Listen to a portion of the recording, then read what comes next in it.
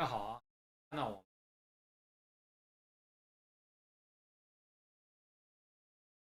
声音有点小，行了，现在调一下声音。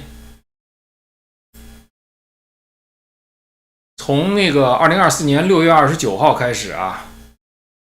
是这个 Twitter 上面出现了几位谈论那个神韵内部黑幕的这个人。我看他们的这个谈吐呢，我基本上可以做出判断，他们就是神韵的前演员或者现在的演员。然后呢，他们在这个互相之间对话的这个对话串中呢，披露了大量的这个神韵内部的黑幕，包括我师父宇宙主佛李洪志先生的这个种种的不堪情状吧，说假话欺负人，然后遇上那个有钱有势就跪舔，包括那个就是中共那个汪洋是不是常委的人呢？汪洋还那个到我师父宇宙主佛李洪志家里亲自去这个拜访，然后呢，那个我师父宇宙主佛李洪志先生的母亲卢淑珍女士就是受宠若惊的跳起来，握着汪洋的手，然后呢，我们这个宇宙主佛这个太太呢，老伴儿呢，就跟那个汪洋说，让汪洋的女儿也到神韵来，然后这个汪洋笑而不答吧，笑而不答。然后呢，那个说起来这个啊，我就真的怀疑，就是从2014年以来，收集法轮功学员的那些名册被宇宙主佛卖给那个中共了，我怀疑。还有其他的一些事情，包括在那个庙区啊，那个这个有钱有势的这种家庭的那个男孩子是如何玩弄那个神韵女学生的，玩弄了一波又一波。就是这个，我对于未成年人的这个性侵害或者是性方面的这种越轨吧，这种事情，其实我在调查整个神韵的过程中是相当注意的。那么就像我以前节目多次说过的，以我师父宇宙主佛李洪志先生为侵害主体，以这个神韵女演员为侵害对象的这个事例，迄今为止呢，我还没有发现。有一些就是传闻，但是我个人认为那个不足以是板上钉钉的钉死这个事儿真正发生过，所以我也从来没谈。但是呢，就是其他的人，就是在那儿当过老师的，要和那个未成年的那个女孩，可能只有13岁或者以下的这个女孩发生身体接触的这种事情，在这次神韵演员的这个 Twitter 上面的交谈中已经被提及了，这是其一。其二呢，在那个庙区发生的这种多次的性行为，并且呢被那个神韵的那个摄像头拍下来，导致就这个男子啊被开除出去以后，然后因为这个男子的家庭呢有钱有势，我师父宇宙主佛李洪志曾经说过，这是大概是有钱有势的人嘛，那么他就说明他这个业力啊那个不是那么大，所以呢他才能有钱有势嘛。像我于超这样的，现在还开着这个2015年丰田的人，肯定就不能说是有钱有势了，是吧？那个，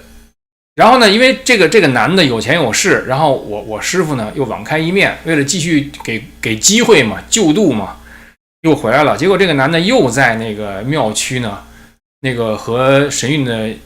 年轻的可能是不是未成年，有待进一步去了解。这个女生呢发生性关系，然后这一次第二次呢再次被这个神韵的那个监控头给看到。因为据这个神韵演员披露，这个龙泉寺有几百个这种监控头，而且呢，特斯拉是不许上山的。这个和我们伟大领袖习主席在中国的那个策略是一样的。要开会，上海是不能去那个特斯拉的，你知道吗？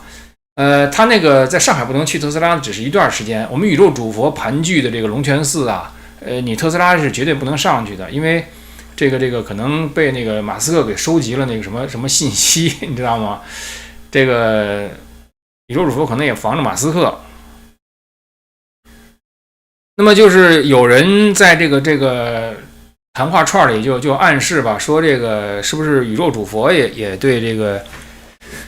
女演员做过一些事情呢？然后呢，我在关注着这个对话串，其实我呢始终主张就是有一分证据啊，说一分话，然后尽可能是你有十足的证据，你再把话说出来。我觉得这样的话比较好一些。我也不认为就是说在这个主佛以下的这个人之间发生这种不正当的性关系呢，就一定意味着主佛去发生这种性关系。因为正如比如说红色高棉的 S21 监狱，S21 监狱那会儿简直是惨绝人寰，但是呢，对于那个施行者和那个受刑者之间是严禁性关系的。那个大家可以了解一下 S21 监狱，这是红色高棉的一个著名监狱。实际上那个整个的神韵呢，就像一个大监狱。从它披露出的越来越多的信息，我们可以看到，那个监狱的色彩是非常非常浓的。然后呢，就是说，实际上我啊，在这个整个这个调查过程中啊，其实我并不愿意进行这种调查，说实在的，因为我人生41岁登陆美国，按理说我应该过一个就是美国人的生活，是不是？去爬一爬山呐，去黄石公园逛一逛啊，去这个什么那个等等吧，这应该是这样。但是这种事发生了以后呢，整个法轮功这个群体里没有一个人他去那个说这是到底怎么回事，反而呢纷纷回避。就是他们这个纷纷回避，包括张天亮在内，在2017年前后，我给他发那个信，我说那个地方发生了这个霸凌，他语言不详的说人来这儿都是为了修炼，意思就是说那些人吃苦都是在为了让他修炼提高的。再加上我给那个就是在神韵那边负重要责任的李渊吧，这个打电话询问我说到底怎么回事，李渊用这个威吓的口吻说你不要到学员中乱传。那么这是多年前发生的事情，当时发生这些事情的时候，我就知道我听到的事情十有八九是真的。但是在这种情况下，我告诉自己，我说于超，你永远不要因为那个单方面的故事而下结论。实际上，直到就是2021年年初，神韵演员来找我的时候，他们跟我说了6个小时，然后呢，在第3个小时的时候，我就开始咳嗽了。因为对我刺激实在太大了，那些事情。就在我受到如此大刺激，内心其实我明知道他说的都是真的，但是我仍然告诉他们，同时我也是告诉自己，我说到现在为止呢，我说你们跟我说的话呢，都是这个一面之词，都是 one side story， 就是单方面的故事。那另外一方面呢，他还没有能够就是说他那方面的故事，是吧？所以就直到现在为止，我都在说。如果有人觉得神韵非常好，如果有人觉得这个我在我节目里我所转述的这些事情不是真实的，那么请你到这儿来说一说。比如说拉纳汗，我知道你是神韵的那个一个主要去那什么的律师吧，干这些乱七八糟事儿的律师，我想你听过看过的事情也不少见了，那你可以到我的节目上来说一说。神韵是如何好，我于超是如何胡言乱语，或者告诉我这些事儿的那个于超是胡言乱语，还有那个手下一大堆那个一人一个狼狗，配着一个手枪，并且配备据说是全自动步枪的这个保安的那个头子施一斌，我师傅那个说他前生是希特勒。我就希望你这个前生是希特勒，今生是那保安头子的施一斌也到我的节目上来谈一谈，包括你是怎么威胁那个就是那几个就是神韵演员的，你威胁了谁我都知道。你可以到我的节目上来说一说，真的，或者你不和我接触，你录一段视频，我于超保证一点不加修改的把它在我的频道里播放，以消除以前我放的流毒。所以呢，就是说到现在为止，我还称这些这个跟我讲这神韵如何不好的这些人的话呢，是 one side story， 单方面的故事。我期待另外一方面呢，继续这个给出这个故事。哎，就是说在这个过程中啊，我听了很多神韵演员跟我说的那些事儿，我回顾过去发生的这些事情呢，实际上我注意到啊，我那个，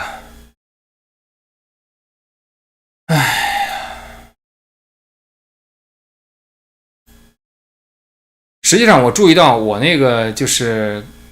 扮演的角色是什么呢？我扮演的角色是这个，我觉得他们跟我说的话，其实首先应该跟他们父母说的。但是很多神韵演员呢，就在长达15年、20年或者更长的时间内，他们跟我说的这些话，从来都没有和他们的父母说过。其实我从一开始我就注意到这一点了，我就心说，他这个话应该是和他最相信的，而且最应该从道义上保护他的那个人，也就是他的父母，或者他的那个的监护人，比如说是这个爷爷奶奶。后来他们把这个监护的责任转给了那个神韵，签了那个合同以后，监护的责任转给了神韵。那个合同也非常残酷。那个我专门在我的这个 YouTube channel 里边，就是 community 社区里边贴出过那个合同，就是说你如果受伤了，你们还得赔神韵的这个治疗费。所以呢，就是说在他们整个人生中，最应该保护他们的这个父母啊，包括爷爷奶奶啊，或者是神韵吧，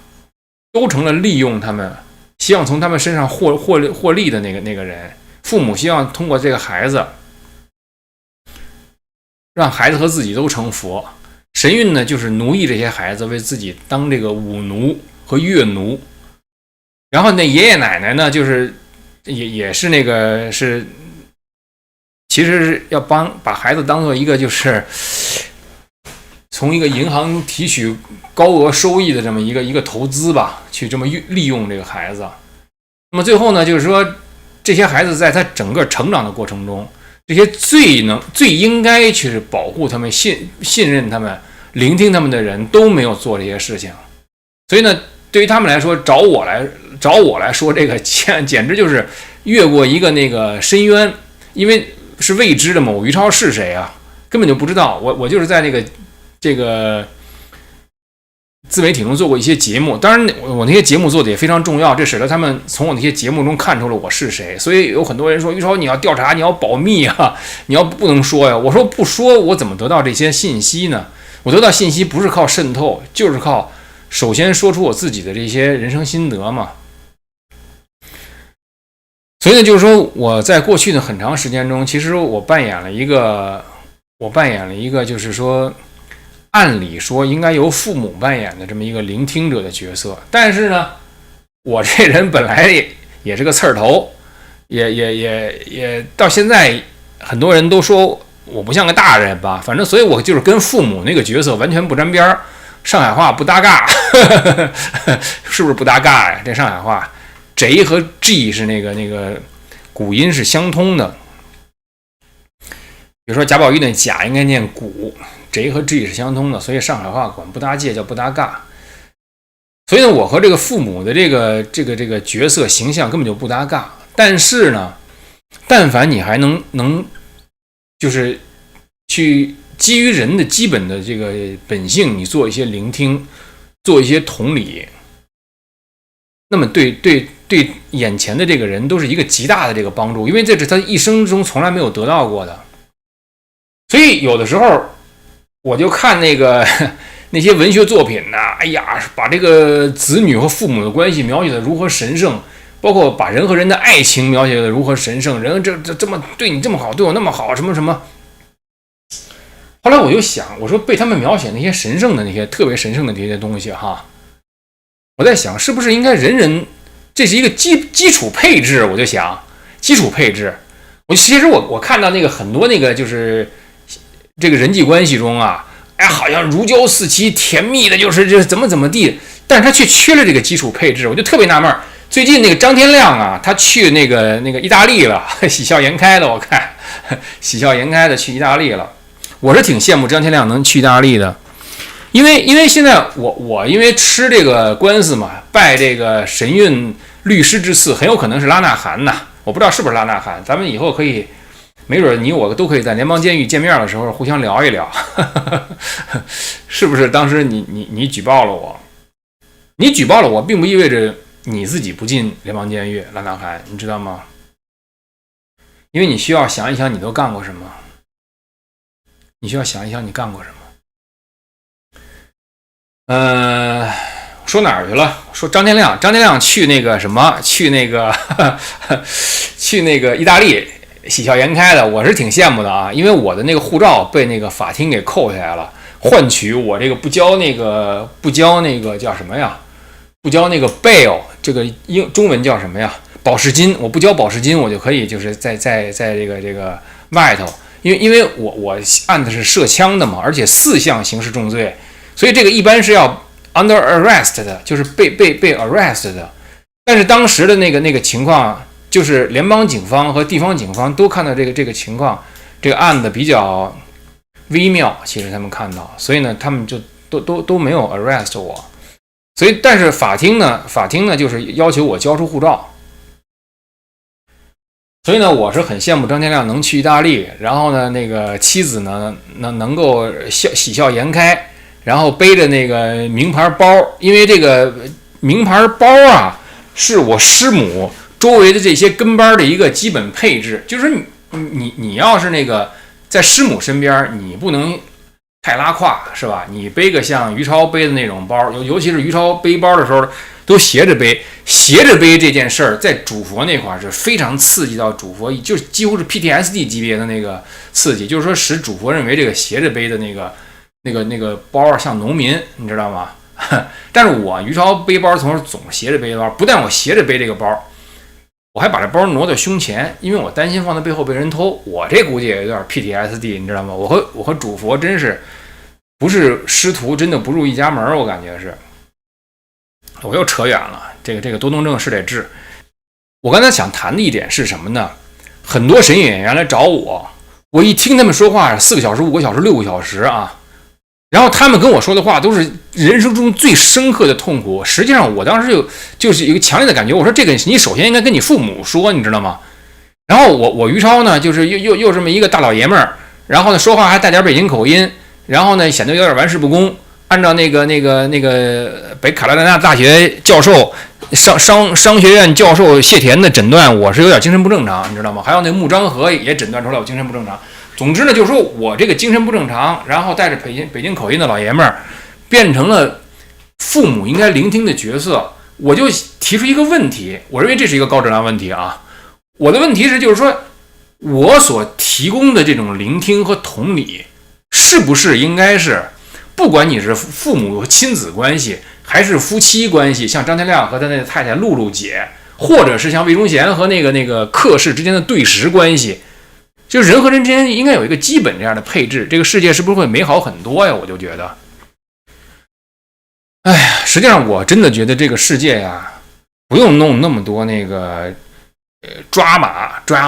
啊，我是那个怎么这个甜蜜呀，或者我太太笑的怎么那个什么呀？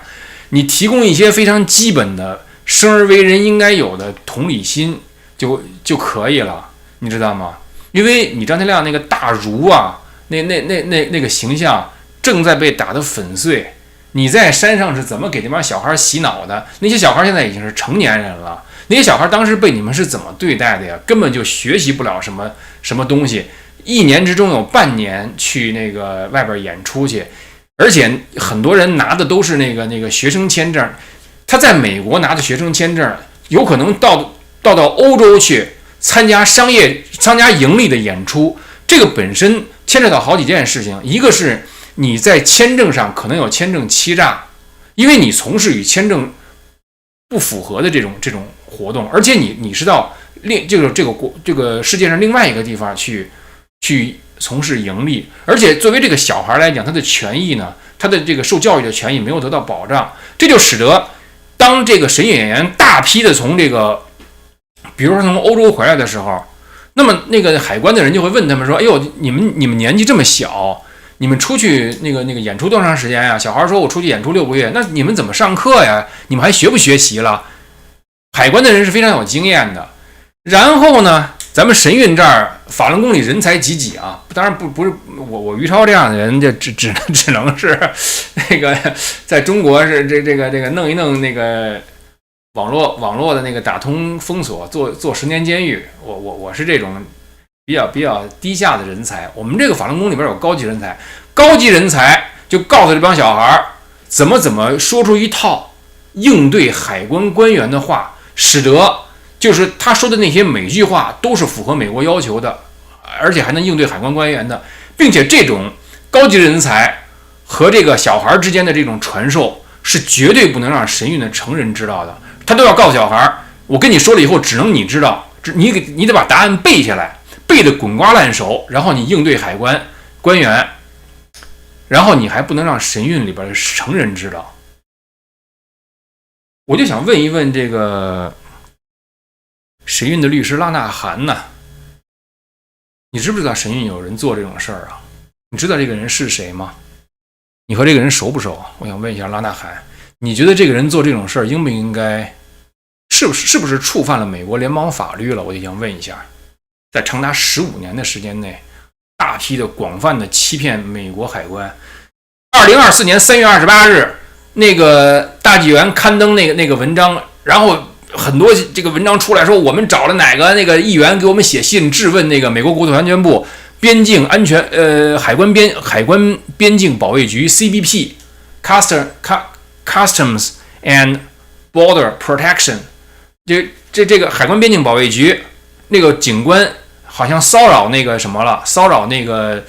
这个身为美国公民的神韵演员了。你们找了至少4个州的这个议员去质问那个国土安全部的边境安全海关边境保卫局。3月28号到今天6月1号，已经整整2个月过去了。我想问一下，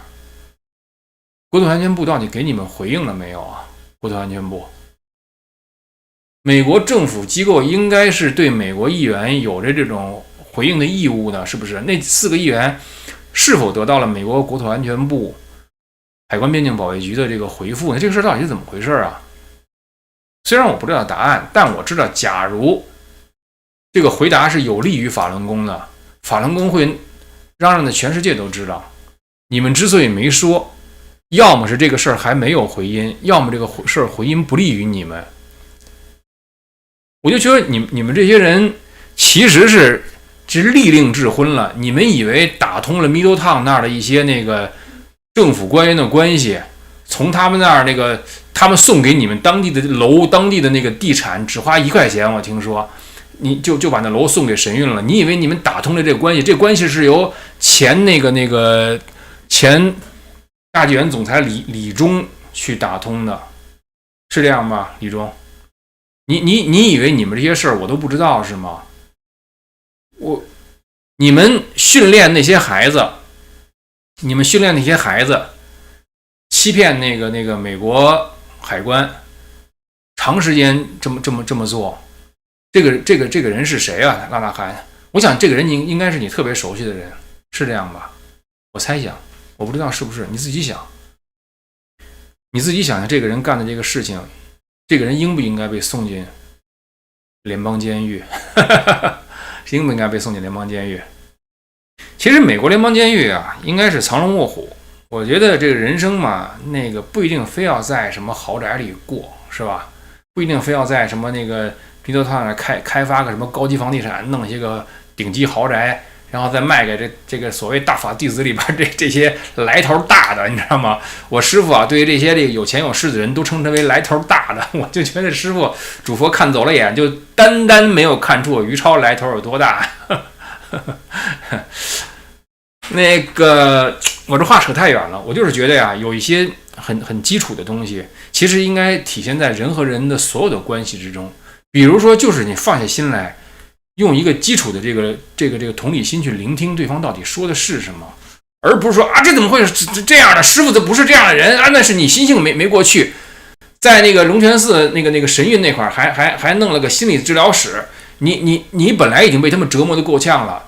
等你再去心理治疗室，那更是入了狼窝了，因为你在那儿不得不说出一些心里话，那你对谁不满，他更进一步整你了，你知道吗？而且说你这么想都是因为你那个学法不深，全都是这样，所以这小孩在那儿被整的呀，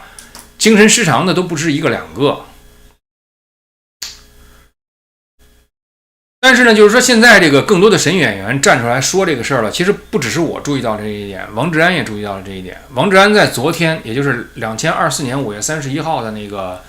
会员直播中啊，他提到了呢，他对这个神演员，他没说几个，进行了4个多小时的这种采访。他说这4个多小时的采访呢，那个被他可能会剪成2期这个节目。然后他说他在未来呢还去再去这个接受还去再要采访这个神演员。我对这个事儿其实乐观其成。那个我把这件事在我自己的那个推特上披露之后呢，有人说王志安如何不好哈，然后那个说这个怎么样啊？反正其实我是这么想的，就是说这个。就是都是成年人，你知道吗？就是接受采访的也是成年人，王志安也是成年人，成年人都有自己的选择。所以我对他神演员就选择那个王志安没有什么那个评论。他选王志安，选择王志安就选择吧，反正是。然后呢，然后有人说于超你也接受王志安采访，后来我就说到上次他提到我为止，他还在说我是那个。李洪志的核心弟子吧，我说就是因为这个事儿，在他第一次谈的时候，我已经在我的那个回应节目中说了，我说我不是，但是后来他一直在说，所以我就对于王志安他那个对于事实的这个把握的这个意愿和能力啊，我有所疑虑，其实是，不过这也都无所谓了，反正是人生的路嘛，就是各走各的。但是我就想说呢，现在披露神韵的这个人呢是越来越多，尤其是神韵演员自己走出来，我觉得这个其实是很好的一个现象，因为其实神韵那儿发生的事情啊，不是什么王志安说的，就是不吃西红柿不吃西兰花，什么李洪志打扑克，什么这个李洪志气管炎什么的，不是这个事儿，是严重的刑事犯罪，可以说是严重的刑事犯罪。那么针对这种严重的刑事犯罪呢，实际上我们现在要应对的是一个有组织犯罪集团，你知道吗？然后呢，那个应对有组织犯罪集团呢，我不认为是这个应该以此时此刻呀以搞笑的方式对待你比如说有法国拍了不少那个嘲笑希特勒那个片子，比如说那个王中王，还有一个以前。小时候看的一个就是虎口脱险，就是嘲笑德国军官、嘲笑希特勒那个片子，那是他赢得了战争以后，你正在战争之中的时候呢，你这种以玩笑的方式对待的话呢，实际上对整个战争是不利的，我个人感觉。想想还要说什么？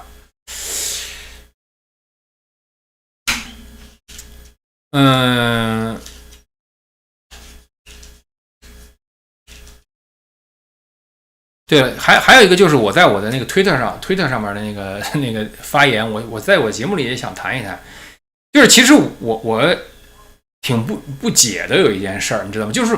其实我看看我自己啊，我也是读过一些书的人，而且呢，我自认为也是有过一些经历的人。我在监狱里见过这个底层的那个样子，然后呢，我在美国呢，这个一个人吧，这个闯荡呢也是。基本还能糊口吧，反正这也并不容易。你说作为41岁来到美国，你到现在我52岁还能糊口，说起来好像简单，其实也并不容易。我个人觉得，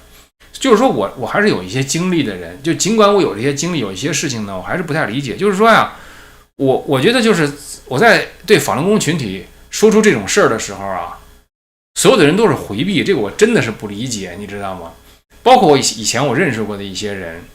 他们听了我开始说神韵这个事儿以后，我还没说完呢，立刻就开始打断，然后把话题扯到一边去。就像我当初跟那个李渊说的似的，我说这个事情，我现在问你啊，这个还好办。我说如果是别人来问你，这个事情就难办了，你知道吗？我想象中的就是明事理的人呢，应该是一听我说这个，马上色变，而且说这个，哎呀，于超这个事儿，我真是一点都不知道。那个你还了解什么了？你再多说一些。然后我这边如果我能去打听，我也一定去打听。如果这事发生了，那它太不对了，应该让这个事不发生。我认为这是一个非常非常基本的事儿，而这个基本的事儿到现在为止，除了萧明啊这样，其他人都没有这么做。我特别奇怪这个事儿，是因为什么呢？就是说，我觉得像文昭他们啊，成天也是在谈这个什么这个谈古论今，在谈一些过去的这个事情啊，然后从中提取出一些智慧，应用到现在。杨天亮呢，也是在谈一些中国传统文化什么这那的，包括我那同学秦鹏啊什么的，还有李大宇，天天找一些中国那个倒霉事儿吧来骂中国，意思是这个他们都特别不好吧，就说这些人我就不明白他们为什么看不到这件事的如此的这个摧毁性，你知道吗？就是说从他们的利益出发啊，咱们不谈道德，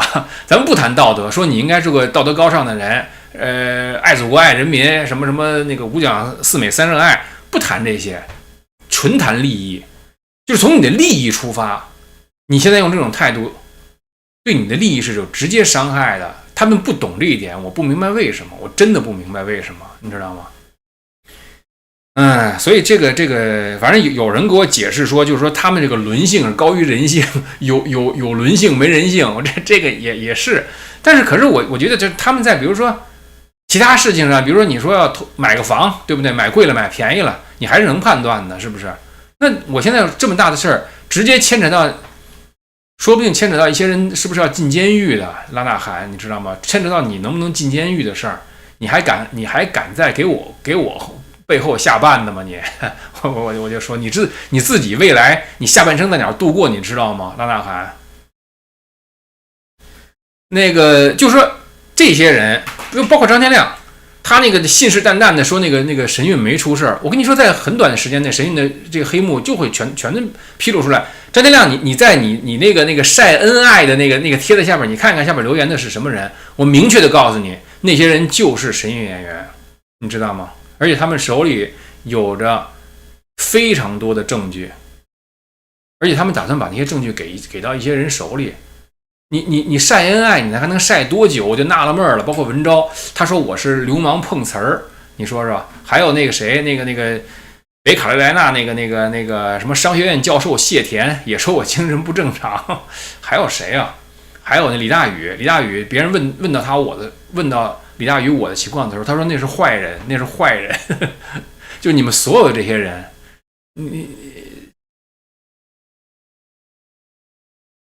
你们晒的那些恩爱关系，在我看来就是被割了睾丸以后的那魏忠贤和客氏之间的对食关系，你知道吗？而你们的那个选择呀什么的，也让我很不解，我真的是很不解啊。纯从利益角度我就不解。看看还有什么要说的没有？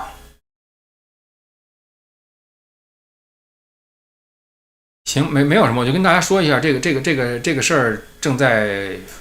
进一步的这个被揭开。我所说的那些东西，还有一个事儿，就是我于超在这节目里说的哈，在很多这个法轮功学员看来，于超是大放厥词，你知道吗？而且是非常非常坏，非常非常的不骂师傅，不尊重师傅。你知道我所接触过的神韵演员对我说的这些话的评价是什么吗？有一个算一个啊，有一个算一个。他们说于超你说的太客气了，上面的话就是我只是跟大家陈述事实，怎么判断各位自己判断。然后还有一个事实，就是这些说于超你说的太客气了的这些人，现在已经自己站出来说了。你就想象一下他们会怎么说。总的来说，我以前谈论这些事儿的时候啊，这士大夫气还是比较浓的，这士大夫知识分子味儿比较浓，知道吧？你看看张天亮那节目下边留言，张口就骂人的那个，我告诉你，那个就是神韵演员。而那个神韵演员呢，我认为他骂人也是怎么说呢？我认为也是非常合情合理的。你们在神韵是怎么对待他的？那今天我的节目先做到这儿吧。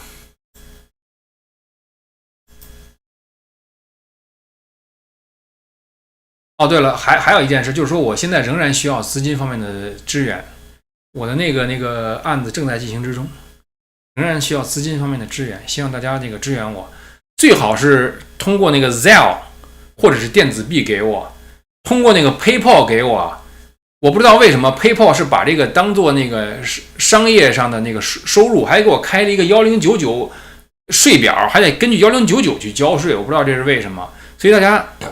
最好通过 Zelle 和电子币给我，那个算赠款，赠款我不用交税。行，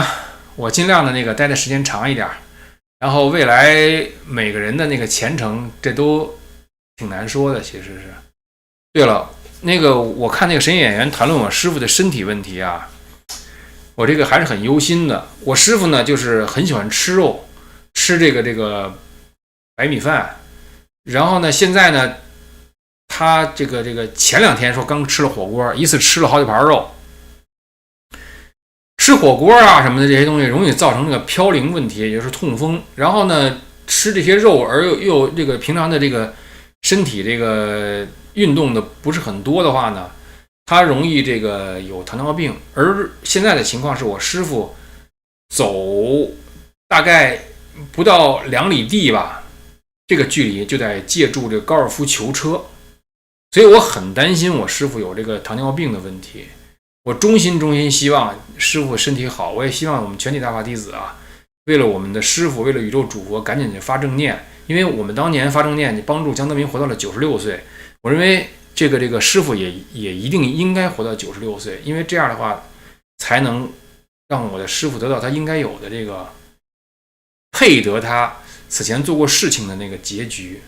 如果师傅这么去世了，我真的会非常难过的。所以呢，这是我作为一个真修弟子的心声吧，也希望主佛能看到我的这颗真心。那今天我的节目先做到这儿，谢谢各位，我们下次再见。